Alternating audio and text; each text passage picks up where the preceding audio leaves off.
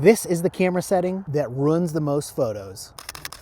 It's shutter speed, and there's two different things that happen with shutter speed. In this video, I'm gonna tell you what both of those are and how to make sure it doesn't happen to you. Now, the first thing is that your shutter speed is too slow for you to hold your camera still. This is called camera shake, and when this happens, your entire photo is gonna be blurry. There won't be a single darn thing in focus. Now, the safe rule to avoid this is to make sure that your shutter speed is 2 times your focal length. Your focal length is how long your lens is. So for example, right here, I have a 50mm lens. So to apply this rule, I need to make sure my shutter speed is at least 1/100th of a second. So you can see the bottom number of the fraction is what needs to be double the length of your lens. Now, the second thing that can happen is that your shutter speed is too slow for the motion in your photo. So when this happens, the motion in the photo will be blurred, but other parts of the photo could still be sharp. Now, to make sure this doesn't happen to your photos, you need to make sure your shutter speed is fast enough for the motion you're taking photos of.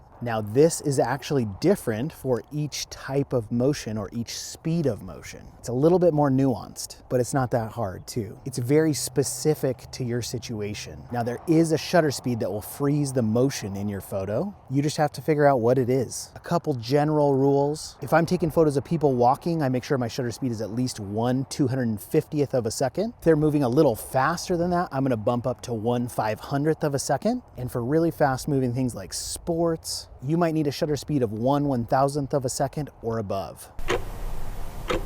Now, the easiest thing to do to get a starting point is just to Google shutter speed for blank. Insert the activity you're photographing in that blank. Now, of course, this is just a recommendation. You need to make sure and test this yourself and make sure that it truly freezes the action, but it at least gives you a great starting point. My name is Brian Rupp, and I've been a professional photographer for 19 years now. And one thing that has made a huge difference in my career has been learning my camera, knowing the in and outs of how it works and how to use it to create the exact photos I want. This enables me to be more present with my clients, to be more confident on photo shoots, and to know I'm never gonna get home from a photo shoot and find out the photos are blurry. Now, if you're still learning how to use your camera, I created a simple guide for you. It's my ultimate camera settings cheat sheet bundle, and it's a simple guide for breaking down camera settings, giving you starting points for real world scenarios. If you want the guide, comment the word bundle. And if you're interested in mentorship, send me a DM with the word inspired. Follow me for more tips on how to actually make money with your camera and how to make your very best photography work.